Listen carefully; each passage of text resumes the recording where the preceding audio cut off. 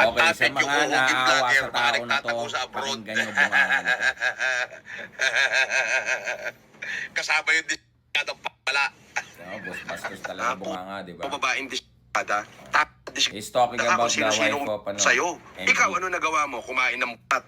Tumihaya, magpakasyada. Ikaw, drugs. Ano, kakaawaan nyo pa? Diba, Yossi, Ala, Nakakaawa, no? pagkain, bulok na Diba?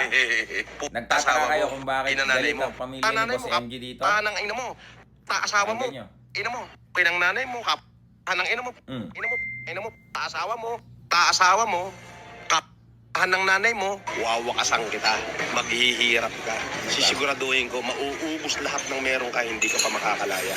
Pauulan ng kita. Umuulan na. Eventually, makukulong ka. At hindi ako papayag na hindi may mga kagagawa bata ng kung pulis lahat ang ng uhuli kamalasan sa'yo sa paglabas buhay ng warrant mo.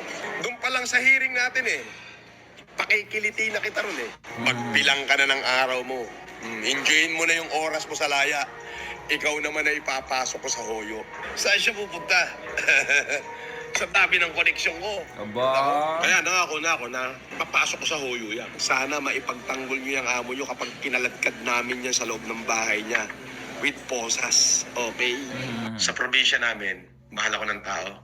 Talaga ba? Kaya pala walang dumadalaw sa'yo. Ipaglalaban nila ako. Dekilado si Ogam. Nakikiliti siya ron. Lopez yung asawa niya, kilala nga yun. Wala akong pakialam kay Lopez. Kay Lopez yan, okay ka sino-sino pa yan. Lopez. Samp ko yung mukha mo Pakialam ko kung Lopez. Pag pa silang lahat Lopez ang asawa. Ipakto ko pa yung mukha ng asawa niya na Lopez Tatakutin mo ko sa isang gato na asawa Lopez? Gusto mo pag ko pa silang dalawa pag nagkita kami.